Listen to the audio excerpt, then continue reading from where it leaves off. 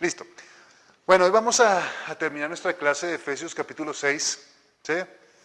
Bueno, vamos a terminar Efesios con el capítulo 6, ¿de acuerdo? La semana pasada estuvimos hablando ya, empezamos a hablar sometidos unos a otros, y hoy vamos a terminar, vamos a ver un tema muy bonito, muy conocido, que es la armadura de Dios, que vamos a ver qué más podemos exprimirle a esta palabra, ¿de acuerdo? Pero lo primero que vamos a encontrar es Efesios 6:1. Entonces acá hay algo curioso, dice, ¿cuál es el primer mandamiento con promesa? ¿Cuál es el primer mandamiento con promesa? Está acá en Efesios 1 al 3, dice, hijos, obedeced al Señor a vuestros padres porque esto es justo. Honra a tu padre y a tu madre, que es el primer mandamiento con promesa, para que te vaya bien y seas de larga vida sobre la tierra.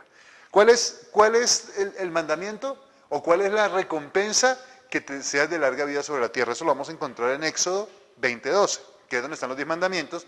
Entonces dice, honra a tu padre y a tu madre para que te vaya bien y seas de larga vida en la tierra. ¿De acuerdo? Entonces, la forma de tener una vida próspera, una vida bendecida, una vida larga, es honrar al padre y a madre. Hemos hablado muchas veces cómo los honramos, no solamente con dinero, sino con respeto, con honra, ¿sí? Porque a veces pues no podemos darle dinero siempre a nuestros padres por X o Y motivo, pero por lo menos darle honra, parte hablar bien de ellos, expresarse bien de ellos, es algo que tenemos que entender, ¿de acuerdo? Entonces eso viene porque acuérdense que estábamos hablando de someternos los unos a los otros, los versículos anteriores, dice que los maridos, las mujeres estén sujetas, entonces llegamos a esta parte que habla sobre los hijos. Entonces los hijos, para que les vaya bien, tienen que honrar a padre y a madre, ¿de acuerdo?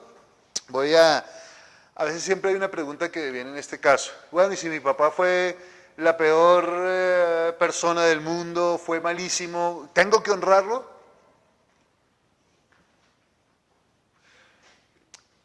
A ver, si mi papá fue un asesino, le golpeaba a mi mamá, ¿yo tengo que honrarlo? ¿Ustedes qué piensan? ¿Sí o no? O sea, miren, no quiero que caigamos en el concepto de que, por ejemplo, la mujer tiene que sujetarse al varón, y yo muchas veces he escuchado, pero mi marido me pega, pero tengo que sujetarme porque es mi marido. Digo, no, un momentito. O sea, honra a tu padre y a tu madre, pero en el versículo anterior vimos que el hombre, el padre, o en ese caso hombre, pues está hablando de mujer, tiene que amar a la iglesia como a sí mismo. Y la semana pasada estábamos viendo que tú te vas a sujetar a tu marido, que esa es una de las cosas que es compleja para nosotros los hombres, a la medida en que nosotros demos todo por ella, ¿sí? Por la mujer. Cuando más tratamos mejor a la mujer más se sujeta. Y Shana me decía la semana pasada, sí, pastor, sí. Pero es verdad, nosotros a veces queremos sujeción cuando no ha habido esa entrega. Porque estamos en el versículo 6:1, para los que acaban de llegar, que dice que honra a tu padre y a tu madre para que te vaya bien y seas de larga vida. Entonces yo decía, siempre tenemos que honrar a nuestros padres. Si nuestro papá fue el peor hombre del mundo y fue un asesino, golpeaba a mi mamá y hacía de todo, ¿tenemos que honrarlo? Entonces hay que entender el concepto de padre, ¿sí? ¿Cuándo un hombre deja de ser padre de un muchacho? ¿Qué significa que alguien es padre? Es proveedor, es protector, es sustentador. Porque si no serías progenitor o donante. O donante, como yo molesto, progenitor. Fíjense el concepto de padre, o sea, dice honra a tu padre y a tu madre, pero mi padre tiene que ser papá. Yo no puedo llegar a estar honrando a una persona que hizo tantos destrozos. Ojo, una cosa es honrar y otra cosa es perdonar. Yo lo saco de mi corazón, yo no tengo ningún problema, pero yo no tengo la obligación de estar honrando a alguien que nunca fue mi padre. ¿Sí? Pero entonces, agarremos el punto de las personas que son adoptadas. No conocieron a su papá biológico. No, tengo que buscarlo porque tengo que honrarlo. ¿Tiene eso sentido? No, ¿quién fue su padre? El que lo cuidó, el que lo amó. Entonces, miren que uno tiene que honrar a su padre y a su madre, pero también tiene que ser lógico. O sea, llega un punto y dice, no, yo lo honro hasta el punto en que él ha sido mi padre. Ese es mi punto de vista. Creo que es lógico, ¿no es cierto? Porque yo no puedo llegar y decir, no, tengo que honrarlo porque no, pilas, no lo honro mucho porque ahí me mata. ¿Sí? No me le acerco porque ahí me mata, eso no tiene sentido. El papá tiene que cumplir esa función de que estamos hablando. Entonces, en ese punto yo lo voy a honrar. ¿De acuerdo? Si no, sencillamente es una persona desconocida para mí, una persona que me encuentro en la calle y ni la saludo porque no sé quién es, no la voy a odiar, no la voy a maldecir, no le va a hacer daño, pero no es mi padre, en sí no es mi padre. ¿De acuerdo? Mi padre fue el que me crió, el que me sacó adelante. Sí, entonces, yo tengo que ser consciente en eso. Porque es que nosotros los cristianos ponemos cargas pesadas sobre la gente. Agarramos versículos y lo que hacemos es cargarlos. Uy, a ver qué ejemplo. Por ejemplo, este que estamos hablando. Ni siquiera uno como predicador puede llevar. No, uno no puede llevar. No, es que tengo que verlo, pero es que ese tipo me hizo, me deshizo, perdí un ojo, mató a mi hijo. Uy. O sea, tengo que sacar de mi corazón el odio, el rencor, pero yo no puedo estar poniéndole cargas a las personas. Por ejemplo, hace muchos años uno veía, de pronto uno sale hacia los pueblos de los países y el cristianismo obligaba a las mujeres a estarse con su marido, así el hombre tuviera 16 amantes, le pegara. ¿Por qué? Porque la Biblia dice que Dios aborrece el divorcio. Entonces poníamos unas cargas pesadísimas y eso no es así. Entonces nosotros vamos a la Biblia y dice, no, nosotros hemos estado estudiando precisamente sobre eso. Y dice, no hombre, Dios también. ¿Dónde está la gracia? Dios es bueno. Entonces, también hay que entender eso sobre los padres. Entonces, el padre tiene que cumplir una buena función para ser honrado también. Yo no puedo llegar y ser el peor jefe patrón del mundo, que ahora lo vamos a tocar un poquitico, y esperar que mis empleados me honren.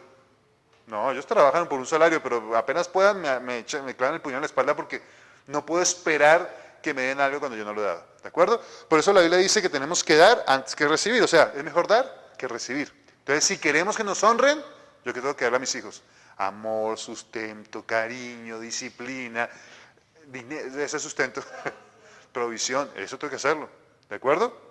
Entonces eso es muy importante, ¿de acuerdo? Sigamos acá, entonces dice, el versículo 4 llega a un punto interesante, dice, y vosotros padres no provoquéis a ira a vuestros hijos, sino criarlos en disciplina, amonestación y del Señor. La pregunta sería, ¿cómo provocamos a ira a nuestros hijos? ¿Cómo llevamos a que nuestros hijos se llenen de ira? Hay varias formas de hacerlo. ¿Cómo podríamos llevar a nuestros hijos a ira? Uno puede ser con el maltrato, bien. Entonces nosotros los maltratamos y el niño, por ejemplo, ahí llega el cuento, no, mi papá me maltrata. No, qué amor, qué honra que le tengo que dar. Tengo ese odio, que hay que sanar el corazón de ese odio, ¿de acuerdo? ¿Cómo más provocamos ira en nuestros hijos? Contra la cantaleta, muy bien. Molestando. ¿Cómo exasperamos a nuestros hijos? ¿Cómo los desesperamos? ¿Cómo los sacamos de quicio a nuestros hijos? Una de las formas de la cantaleta, fíjense que... Porque como para ellos también cualquier cosa que les diga les molesta. Es que quiero también, eso que estamos bien, pero hay otra forma de exasperar dice acá, llevar a ira a nuestros hijos, que no lo hemos analizado. Miren lo que dice el versículo 4. No provoquéis a ira a vuestros hijos, sino criadlos en disciplina y amonestación del Señor. O sea, llevar a ira a nuestros hijos no es solamente desesperarlos, humillarlos, tratarlos mal, ser cantaletosos. Ojo, la cantaleta, nosotros tenemos un problema de ser cantaletosos. ¿Se acuerdan de nuestros padres cuando eran cantaletosos? Claro, somos cantaletosos porque ellos no obedecen, o nosotros no obedecíamos inmediatamente. Pero uno también tiene que aprender. Miren, ¿saben qué me sirve a mí a veces para frenarme en ciertas cosas? Cuando miro a un anciano, y veo un anciano cantaletoso, cansón, desesperante, y digo... Dios, no quiero llegar así, no quiero llegar así, no quiero llegar así. Entonces me autoanalizo y digo, tengo que cambiar ciertas actitudes, ciertas formas de hablar, ¿sí? Porque yo no quiero llegar, uno a veces ve a los ancianos, uy, no, qué jartera, uy, no, Dios mío, pero nosotros vamos en ese camino si no nos cuidamos, ¿de acuerdo? Pero volvamos acá al punto. Dice, no lleven a ir a vuestros hijos, sino críenlos ¿en qué? En disciplina y amonestación del Señor. ¿Eso qué es lo que me está diciendo? Si yo no le enseño a mis hijos la disciplina de Dios, si yo no le enseño que Dios amonesta y que Dios corrige, yo los estoy llevando a que sean hijos de ira. O sea, ellos no van a tener temor de Dios, ellos no van a crecer en el temor de Dios y ellos van a ir a ira. La ira es ese odio contra Dios, ese odio contra la sociedad, o sea, contra el mundo, no solamente de que yo los canso, sino que no les enseño la palabra de Dios para que ellos sean temerosos de Dios. Eso es llevar a ira a nuestros hijos. ¿Sí? Entonces, dice que la ira del hombre no obra la justicia de Dios.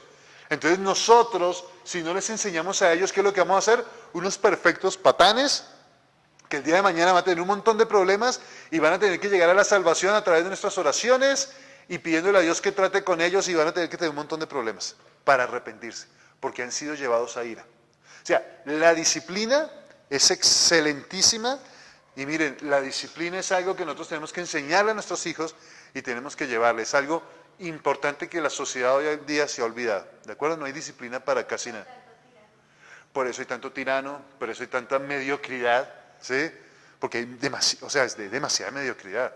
Uno ve a los profesionales y uno se aterra a los profesionales que están saliendo y dicen, pero miércoles, ¿qué es lo que está pasando? Yo escucho cuando mis hijos me cuentan o me contaban sobre la universidad, sobre cómo la gente trabaja, una cantidad de mediocres impresionante. La gente tiene un trabajo hace un mes y están esperando 2 días o 2 horas para hacerlo, ¿sí? Porque no tienen una disciplina, porque no han sido enseñados en el temor de Dios, ¿sí? Donde uno sabe que lo que siembra cosecha, ¿de acuerdo? ¿Cuánta gente conocen ustedes en su trabajo, en su profesión, que estudiaron con ustedes y pasaron la materia? Fue como uno dice, oiga, pero esto les regalaron el título, ¿sí? Pero ahí están, ¿de acuerdo?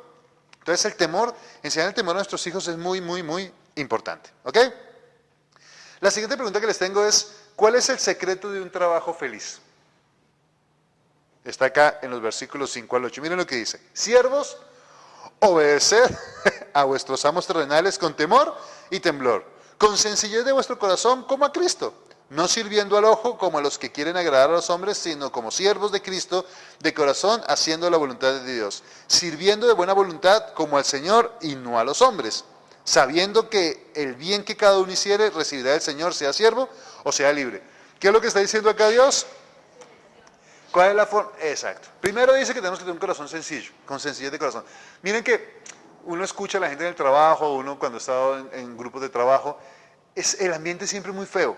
Y saben que lo tienden a dañar a uno. Uno también se contagia de esas cosas y uno se daña y uno cae en lo que ellos hacen. Entonces uno habla mal del jefe, uno habla mal de las circunstancias, uno habla mal del salario, uno habla mal de muchas cosas, ¿de acuerdo? Y yo he hablado con gente que me dice, pastor, ya no quiero más este trabajo, estoy aburrido, quiero terminar y pasar a otra cosa. Y digo, está bien, no hay problema. Pero la cuestión es la actitud de nuestro corazón, ¿sí? Acá está diciendo, ustedes no se preocupen cómo son sus jefes, ustedes no se preocupen cómo es su trabajo, ustedes no se preocupen cómo es su salario, ustedes sencillamente sirvan con sencillez, o sea, sean básicos en el servicio y hagan las cosas como sirviendo al Señor, porque de Él van a recibir la recompensa.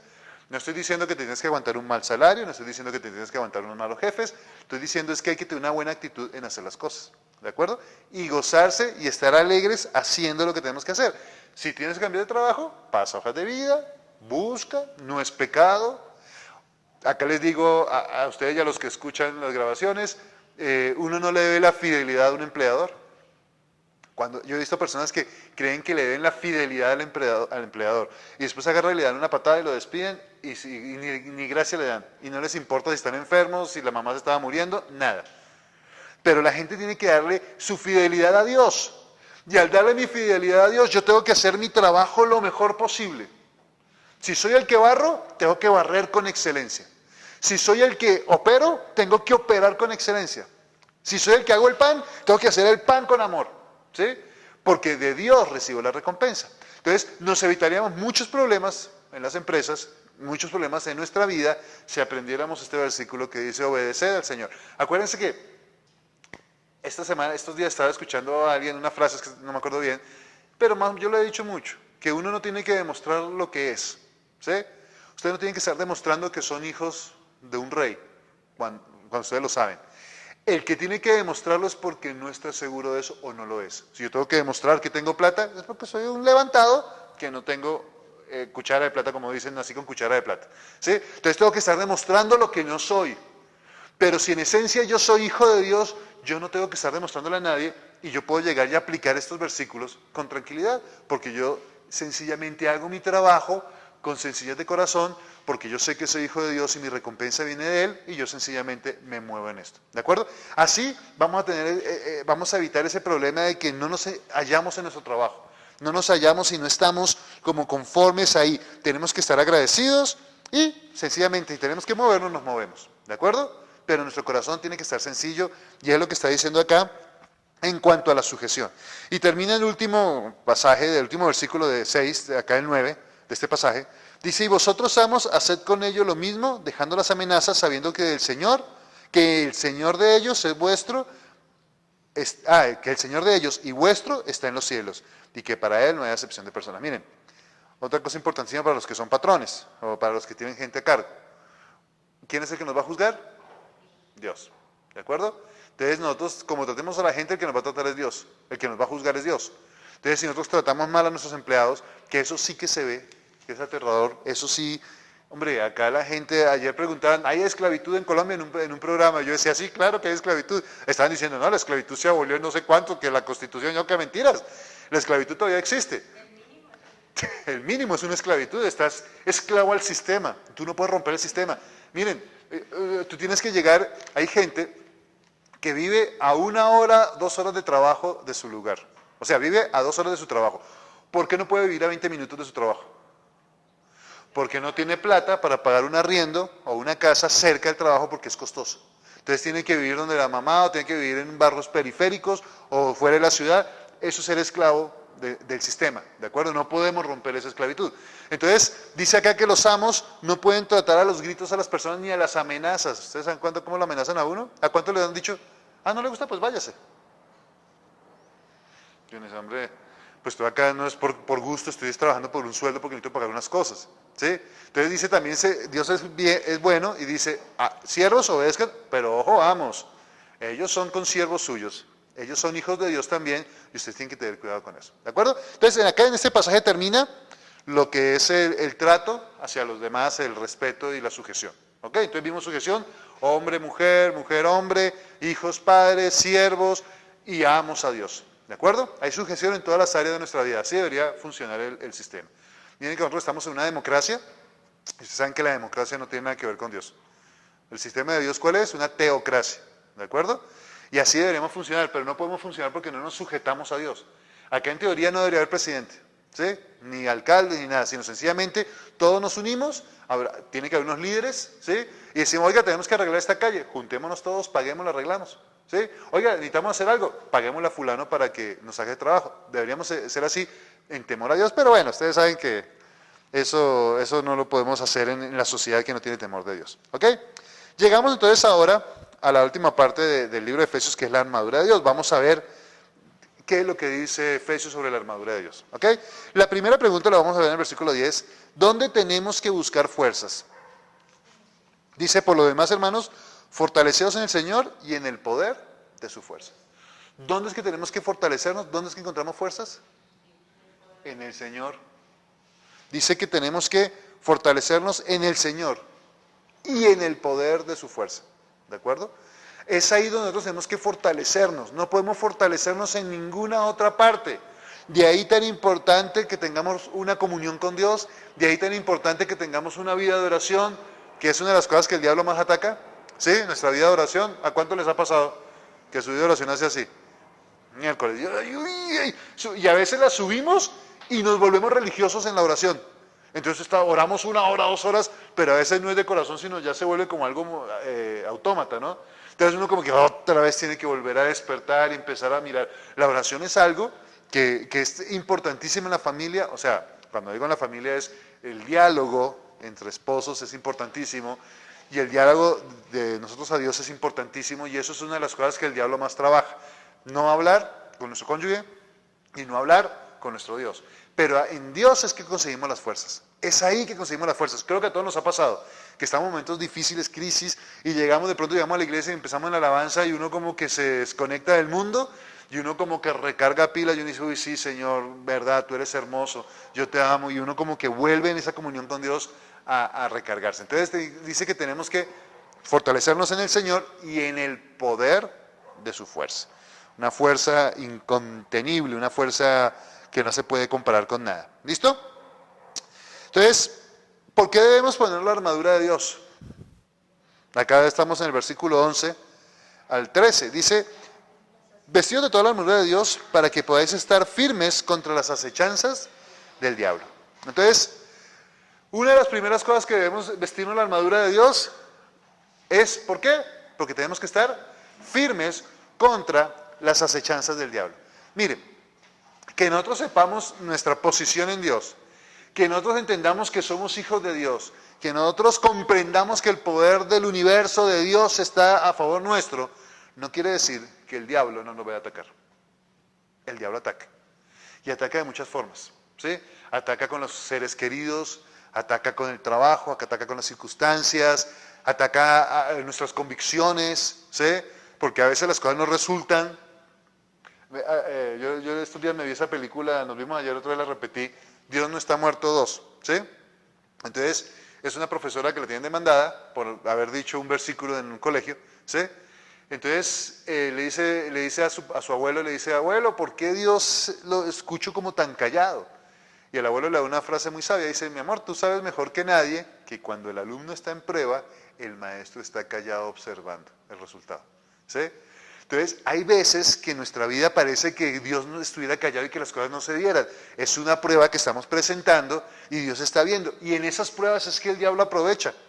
Cuando Dios está probando nuestra fe y está viendo, haciendo las cosas para que crezcamos, es ahí donde el diablo aprovecha y se acerca y le dice, hombre, si ves que las cosas no se dan, si ves que de pronto no era para ti, a fulano les resultó y a ti no, y han pasado tantos años. O sea, en esos momentos dice que tenemos que tener toda la armadura de Dios para resistir las acechanzas del diablo. Y el versículo que sigue dice, es muy conocido, dice, porque no tenemos lucha contra carne ni sangre. ¿Nuestra lucha contra quién es? Huestes, principados, dice, porque potestades, gobernadores de las tinieblas de este siglo, contra huestes espirituales de maldad en las regiones celestes. O sea, nuestra lucha contra quién es, contra nuestro jefe, contra nuestro cónyuge, contra el salario mínimo, ¿no? ¿Nuestra lucha contra quién es? O sea, hay una lucha espiritual, lo que es que porque pues no la estamos viendo nos olvidamos. ¿Sí? Nosotros, ¿cuántos de ustedes caminan y ven demonios por ahí en la calle? Creo que ninguno, ¿no? ¿Sí? Entonces, sí, lo que hizo Daniel es verdad. Un día mi pastor me decía, imagínese uno viéndole los demonios a todas las personas, uno no se sube al Transmilenio. Porque pues, no estamos con Dios y todo, pero viendo demonios por todos lados, uno como que miércoles me siento como raro. Entonces dice, y no tengo delirium tremens. ¿Sí? Entonces, es complicado, pero nosotros nos olvidamos que hay una guerra espiritual, nosotros nos olvidamos que hay una lucha, que hay demonios que nos atacan porque quieren destruirnos. ¿De acuerdo? Quieren destruir nuestra fe, quieren destruir nuestra comunión con Dios, quieren destruir nuestra victoria, quieren destruir nuestro galardón, y ellos están trabajando continuamente por eso, y a veces nos olvidamos, y acá Efesios, miren que todo el capítulo de Efesios es, ustedes son en Cristo Jesús, son reyes, son sacerdotes, son vencedores, y acá está diciendo, ojo, tenemos una lucha, o sea, está terminando el libro diciendo, sabemos quiénes somos, dónde estamos parados, pero tengan cuidado, no vayan a dormirse en los laureles. Porque eso pasa mucho, entonces nos olvidamos, yo soy hijo de Dios y a mí el diablo no me toca, y me olvido hasta de reprender al diablo. ¿Sí? Y Jesús dijo que le doy poder para echar fuera demonios y ni siquiera echamos el demonio, porque es que a mí no me toca. Y eso es una verdad a medias, porque no me toca, pero sí me ataca y trata de llevarme un día malo. Y hay una lucha contra huestes, principados y todo eso que dice acá en la Biblia, porque me están atacando para destruirme. Y yo tengo que entender que tengo que trabajar y estar pendiente de esas cosas. ¿Sí? Uno se olvida muchas veces de que está bajo ataque. Y eso es algo que tenemos que tener en cuenta. Sigamos acá. Dice versículo 13, por tanto, tomad toda la armadura de Dios para que podáis resistir en el día malo y habiendo acabado todo, estar firmes. ¿Por qué es que tenemos que poner la armadura? Porque va a venir un día malo. Va a haber días malos en nuestra vida. ¿Sí? Van a haber días malos. Algunos van a decir, pastor, pero yo tengo más días malos que buenos. Pero de pronto es un día malo bastante largo. ¿Sí? Acuérdense que les recomiendo leerse Torturados por Cristo. ¿Sí? Que ese libro es impactante para ver lo que son días malos. Una de las cosas que más me dolía, yo amaba mucho a mi papá, era como este hombre estuvo en la cárcel durante años, creo que fueron una tanda 7 años, otra vez como 14 años, sin sus hijos, sin su esposa, incomunicado totalmente, y todo por amor a Cristo. ¿Sí? Entonces van a haber días malos. Y me imagino que, acuérdense que nosotros hemos leído de Pablo, que es el que está enseñando esto, nuestra posición en Cristo. Acuérdense que Pablo caminaba y la sombra, ¿era la sombra de Pablo? Sí, la sombra de Pablo sanaba a los enfermos.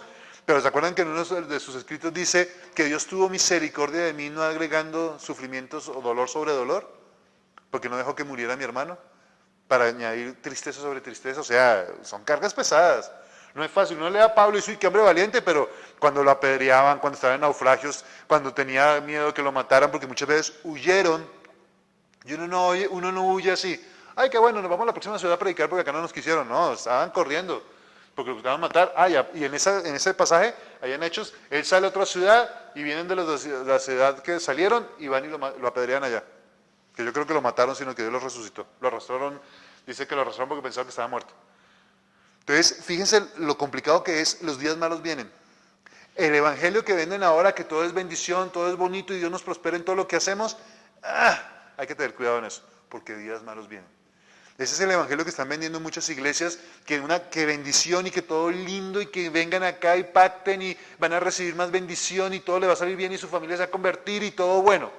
No, hay que ser conscientes. Dios es bueno, Dios tiene cosas grandísimas para nosotros, hermosísimas, pero también vienen días malos. Y para esos días malos hay que tener la armadura de Dios puesta para que cuando pasen, ¿qué es lo que dice? Estamos firmes. O sea, pasan los días malos y hay dos cosas que pueden suceder. O estás firme o no lo estás. ¿Sí? Fíjense lo complicado. Vienen luchas y vienen dificultades tan graves que cuando tú termines, o estás firme o no lo estás. Eso quiere decir que cuando terminen esos días malos puedes decir, no sé, esto no era como yo lo pensaba. O sí, la fe es bonita, pero hay que ser realista. ¿Se dan cuenta? Hay gente que pasa los días difíciles y quedan tambaleando. Quedan cogiendo así el resto de su vida, ¿de acuerdo? Entonces la idea de tener la armadura de Dios es que cuando vengan esos días malos terminemos y nosotros no nos movamos un ápice de lo que creemos en Dios y como estamos en Dios. Dice, no importa, se murió mi papá, pero acá estoy. Y Dios lo llevó en su gloria y aleluya, ¿sí? Entonces tenemos que entender. Sigamos viendo entonces cuál es la armadura de Dios, que ya lo tenemos muchas cosas, vamos a analizarlas así rápidamente. Bueno, a ver a lo que Dios nos vaya guiando. Entonces lo primero que dice, estad pues firmes, ¿qué? Ceñidos vuestros lomos con la verdad y vestidos con la coraza de justicia. Entonces, muchas veces, ¿dónde es que tenemos que tener, dónde es que son nuestros lomos? Toda esta parte son, uno piensa en los lomos del animal, toda esta parte es la parte que nosotros consideramos lomos, ¿de acuerdo? Entonces, fíjense que curiosamente es el área reproductiva, eso lo escucharon en la enseñanza. El área reproductiva de nosotros tiene que estar con la verdad, ceñidos con la verdad. O sea, cuando nosotros vamos a dar algo, cuando vamos a llevar la palabra de Dios, tiene que ser la verdad. ¿Sí? Y esto que estaba acá ceñido era lo que sostenía lo demás. Entonces dice, ustedes la verdad va a sostener, ¿qué es lo que se ponen? La coraza de justicia. Acá donde se ponía el cinturón, acá en el lomos es que se coloca el cinturón, esta parte. ¿Sí? Entonces acá la verdad nos va a sostener todo el resto de la armadura. Entonces, lo segundo que dice, pónganse la coraza de justicia. La coraza de justicia, ¿qué cubría? Todo el pecho. ¿Y eso qué se considera? Donde están las partes vitales. Además de la cabeza, que después lo vamos a ver, estas son las partes vitales. ¿De acuerdo? El hígado lo matan a uno, son una puñale, en el corazón pues ni se diga, el pulmón ni se diga, el estómago, curiosamente cuando atraviesan el estómago también es mortal, ¿no? ¿Sí? A ver, los doctores me dicen. Depende, ok, es más peligroso el hígado, el pulmón, el corazón, obviamente, ¿listo? O sea, son puntos vitales. Entonces, Jesús, acá Pablo está diciendo que tenemos que poner la verdad y la coraza de justicia. ¿Qué es la justicia? ¿Qué es la justicia? Lo que somos nosotros en Cristo. Lo que Él hizo por nosotros, eso es lo que nos hace justos y es la justicia de Dios. Y eso tiene que cubrir todo lo que nuestra parte vital. O sea, cuando vienen los ataques del diablo, Él trata de darle las cosas en los puntos vitales a uno. ¿Cuáles son los puntos vitales de un cristiano? El alma, su corazón, o sea, su espíritu. Entonces, su comunión con Dios, Él trata de destruir eso. El alma que va ligada ahí. Entonces, fíjense que el diablo, ¿dónde nos ataca realmente? Cuando el diablo nos ataca, ¿dónde nos ataca? Nos trata de desanimarnos, de decirnos que somos poca cosa, de que no sirve, de que le pecamos, le fallamos a Dios, de que no nos podemos acercar, y trata de rompernos y dejarnos en agonía. ¿De acuerdo? ¿Y cómo evitamos que eso pase en nuestras vidas? Con la verdad y la coraza de justicia. La coraza de justicia, o sea, lo justo que dice, uy, de pronto lo que dices se ve interesante, diablo, pero la Biblia dice que Cristo murió por mí y que Él me hizo justo. Y yo soy justo por el sacrificio de Él, no por lo que yo haga. Las obras que yo hago son consecuencia de su justicia. ¿Sí se dan cuenta? Yo tengo que luchar y protegerme con la justicia de Dios en mí. Yo soy la justicia de Dios en Cristo Jesús. Él muestra su justicia a través mío. Entonces tengo que cuidar mis partes vitales con la justicia y la verdad. No la mentira. Él nos justificó. Y la verdad es la palabra de Dios, no una mentira. La forma de ustedes caer en el engaño del diablo es creer la mentira de él. Por eso es quitarse la verdad de ahí. Entonces ustedes van a creer la mentira como le pasó a Adán y Eva. ¿Se acuerdan? Con que Dios les ha dicho que si tocan el árbol, dijo, ¿van a morir? Dijo, no, Dios no dijo nunca eso. Dijo que no coman. ¿Sí? No dijo que no lo tocaran. sea, el diablo siempre está mintiendo, dando verdades así como raras, metidas con mentiras. Entonces ustedes van a encontrar en las herejías que hay en las iglesias una verdad mezclada con una mentira. ¿Sí? Entonces, por ejemplo, en esto de la prosperidad, yo creo que Dios nos quiere prosperar y yo sé que es una bendición ser próspero, pero no es el fin del cristiano, ¿de acuerdo? Es una consecuencia de ser cristiano. Entonces le dicen, Dios te quiere prosperar, amén. ¿Y dónde está la mentira? Ven y da todo lo que tienes, ven y siembra en buena tierra, ven y da y pacta y no sé qué, y paga por cuotas tu pacto, o sea, una mentira, mientras más plata des, más bendecido vas a ser. No, la Biblia dice que cada uno dé como propuso en su corazón. Yo propuse en mi corazón dar 1,000 pesos y lo voy a dar con generosidad porque mi actitud va a ser correcta, porque fue lo que Dios me mandó. ¿Sí? A Dios no le descresta 1,000,000 de pesos. Es que creen que si yo ofrendo 100 millones de pesos soy más espiritual que el que ofrenda 10,000. No. Entonces, fíjense que hay una verdad mezclada con una mentira. Sigamos acá. ¿Qué es lo que tenemos que colocarnos en los pies? El apresto del Evangelio de la paz. O sea, oh, Señor, ayer viendo la película esa de Dios no está muerto y pensando en lo que Dios nos ha dicho, nosotros nos olvidamos cuál es el fin que tenemos nosotros acá en la tierra. ¿Cuál es la misión? Nosotros olvidamos cuál es la misión. Ir y hacer discípulos, llevar el Evangelio. Nosotros nos olvidamos de eso y estamos más pendientes de cómo hacemos dinero, cómo logramos nuestros objetivos personales. Hemos olvidado cuál es el camino, cuál es la meta que tenemos en nosotros. Y acá dice Pablo, ustedes son hijos de Dios, ustedes son reyes, Dios los va a bendecir, pero vístanse el apresto del Evangelio. O sea, pónganse esas botas que los hacen marchar. Esas botas que van hacia adelante. Cuando había un refrán que decía que donde pasaba un romano no volvía a crecer la tierra. O sea, un soldado romano. ¿Por qué? Porque ellos destruían y eran cantidades que iban y fuera de eso hacían caminos. Entonces, nosotros tenemos que entender que tenemos que marchar y conquistar. Nos hemos olvidado de conquistar. Lo podemos ver en las iglesias. ¿De acuerdo? Entonces, uno ve el crecimiento natural de la iglesia no está bien dado. Hay iglesias que crecen, pero no están creciendo de la mejor forma. Porque están creciendo es por montar un espectáculo, por montar lo que la gente quiere oír. Entonces la gente se llena de esas iglesias. Es que acá no me predican del pecado, yo soy libre de pecado. Pues yo creo que eres libre de pecado, pero si pecas te mueres. ¿Sí? Pero entonces uno ve esas iglesias llenas y hacen espectáculos. Y estábamos escuchando a Chuy Olivares diciendo que la gente se olvidó de para qué es la alabanza. La alabanza no es para que yo me sienta bien. Y él pone un ejemplo muy chistoso porque dice, se me acerca una hermanita y me dice, pastor, hoy la alabanza no estuvo linda, no me ministró. Dice, qué bueno, porque no era para usted, era para Dios. La alabanza es para Dios y a veces creemos que, tengo que sentirme bien. No me tengo que sentir bien, el que tiene que sentir bien es Dios.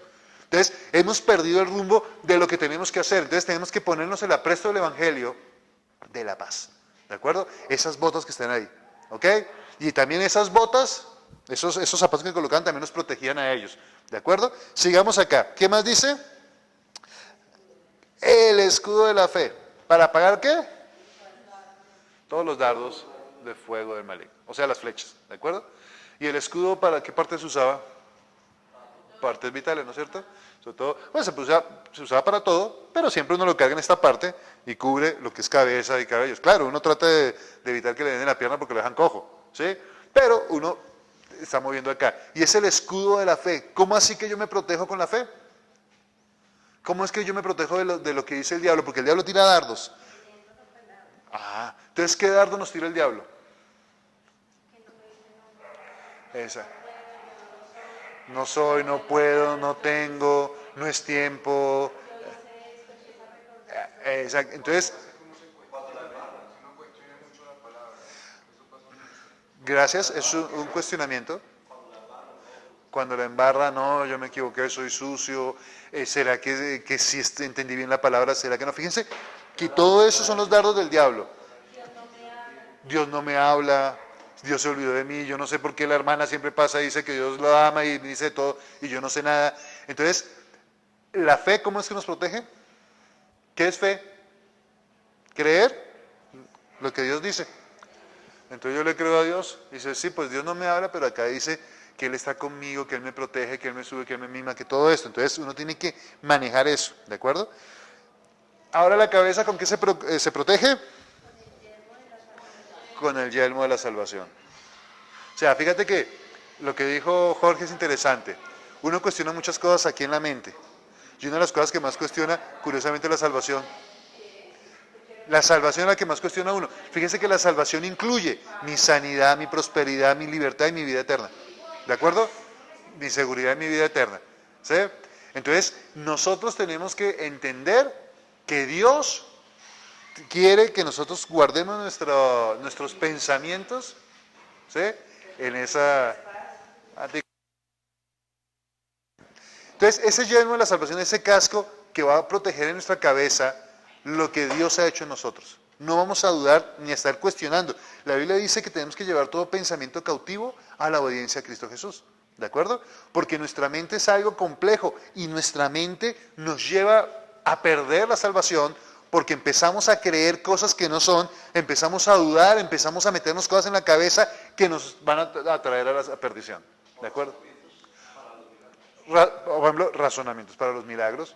Yo les he dicho que una de las cosas que la gente a veces, al adulto le cuesta más trabajo creer que al niño. Al niño uno le dice ciertas cosas y ellos creen más fácil. El adulto, uno de adulto, cuestiona todo. ¿Será que sí? ¿Será que no? ¿Será que Dios me ama de tal manera? ¿Será que sí lo va a hacer conmigo? ¿Será que no? O sea, eso es complejo, ¿de acuerdo? Y después llega y dice que tenemos que colocarnos también, ¿qué? La espada del Espíritu, que es la palabra de Dios. Entonces, además de tener ese casco, esa coraza, esas botas, ese escudo, ¿qué tenemos que tener? La espada. ¿Y la espada para qué era? La espada era para atacar. ¿Sí? Eso es como una película que nos vimos, La Máscara del Zorro, no sé si la vieron, que le están explicando al actor español, ¿cómo es que se llama? Antonio Banderas, cómo es que si sabes ser espadachín. Y él dice, sí, esta punta se mete en el cuerpo. La punta de la espada, eso es todo lo que tengo que saber. Entonces, la espada es para atacar. La espada, defensa no, la espada es más para atacar. ¿De acuerdo? Uno cuando tiene una espada, uno no espera que se vengan a uno. Para eso es el escudo. La espada es para atacar. La espada es para atacar. O sea, la palabra de Dios, ¿para qué nos sirve? Para atacar. ¿A qué atacamos? Las dudas, la falsa doctrina, la enfermedad, el pecado. ¿Sí? Nosotros, ¿cómo es que logramos un milagro? A través de la palabra de Dios, ¿no es cierto? Entonces, la espada, es importante conocer la espada y manejar bien la espada del Espíritu. Me acuerdo que cuando hace muchos años le decían, ¿trajeron su espada? Y todos levantaban la Biblia, ¡sí! Ahora les digo, ¿trajeron su espada? Entonces me sacan la espada digital. ¿Ok? Pero eso es una bendición, tener espada digital. ¿De acuerdo? Pero nosotros tenemos que conocer la palabra para poder atacar y para poder hacer las cosas, para conquistar reinos. ¿De acuerdo? Con la palabra de Dios que conquistamos. Miren, ayer estábamos viendo un testimonio de un señor que decía, era drogadicto, llega y dice, fue pandillero en Estados Unidos y dice, yo a los 14 años ya me había, ¿cómo es que dijo él? Ya me había graduado. Ustedes saben qué significa eso, que ya había asesinado. ¿De acuerdo? Las pandillas por lo general se gradúan asesinando. ¿Sí? Esas pandillas son bravas. Entonces él decía, él estaba hablando de esto y decía que la mamá no dejaba de orar y que la mamá profetizaba sobre él, porque es que se ponía a orar en un closet y llegaba a él y la escuchaba a la 1 o 2 de la mañana drogado y la escuchaba orando y se iba allá y la maldecía, le abría la puerta y la maldecía. Y ella dice que era chiquitica y la miraba así y decía, no, pero tú vas a aceptar a Cristo, es más, tú vas a ser predicador del Evangelio, es un pastor hoy en día. ¿De acuerdo? Acaba de hacer una película de su testimonio. ¿Sí? Entonces, dice él, y ella profetizaba, esa es la palabra de Dios. Ustedes tienen que usar la palabra de Dios, esa espada, profetizando en sus vidas. Ustedes tienen que hablar lo bueno sobre sus vidas. Ustedes tienen que hablar la bendición. Ustedes tienen que hablar victoria, no derrota. Libertad, no esclavitud. Ustedes tienen que hablar esas cosas sobre su vida. De ahí lo importante de la palabra de Dios. ¿Sí? Entonces, terminamos con una última cosa que dice acá, que a veces nos olvidamos, que yo creo que también es parte del atuendo. Versículo 18. Dice, orando en todo tiempo con toda oración y súplica en el Espíritu, y velando en ello con toda perseverancia y súplica por todos los santos y por mí, a fin de que al abrir mi boca me sea dada palabra para dar a conocer con denuedo el misterio del Evangelio. ¿Qué es la otra parte de la armadura? La oración. La oración es importantísima. ¿Y para qué pedía Pablo oración? Para poder llevar la palabra. Sí, para tener fuerza, valor, para llevar la palabra de Dios. Tenemos que orar para que la palabra de Dios llegue. No sé, también para que la palabra se cumpla. No sé si les ha pasado que una vez se le va a hablar a alguien de Cristo y uno le da susto. Uno se siente como corrido, como temeroso. Es curioso, pero eso pasa. Uno dice, voy a hablarle, y pero si se molesta, y pero si no le gusta, y pero si me saca de la casa mi abuelita. ¿Sí? A veces uno no le habla a los familiares que son los más complicados porque es que lo van insultando y lo van sacando. Y una vez para evitarse problemas. Fíjense que Pablo decía, yo quiero que me oren por mí para que tenga valor. Denuedo es valor, para predicar la palabra. Y él la predicaba no a la abuelita, ¿sí? Él la predicaba en lugares donde lo mataban por predicar el evangelio, ¿sí? Él predicaba en lugares donde le decían, tú eres cristiano, ven, te vamos matando y te vamos metiendo a la cárcel. Y él decía, yo tengo que tener valor. A veces a nosotros nos da temor predicarle a nuestra abuela o a nuestra tía. Pablo decía, no, eso ya lo superé. Ya pasé por ahí hace mucho tiempo. Yo necesito es valor para predicar a la gente que me quiere matar. Es otra historia, ¿no es cierto? Es diferente. Entonces él decía, tengo toda la armadura de Dios y tengo la oración, que es importantísima. La oración es algo que la gente que no conoce a Dios no sabe lo hermosa que es. Porque cuando tú tienes problemas y dificultades y no tienes nadie a quien contárselo, ¿qué haces? No, cuando no tienes a nadie a quien contárselo, ¿qué haces? Te deprimes, te lloras, ¿qué más? El alcohol, las drogas, cosas que tratas de llenar, pero cuando tú tienes a Dios y tienes problemas, ¿qué es lo que haces? Vas a la casa y te arrodillas y te desahogas con Dios. Y Dios es tan lindo que le contesta a uno y le habla de muchas formas, ¿de acuerdo? Y eso es algo importantísimo, ¿de acuerdo? Ok, vamos a dejar ahí.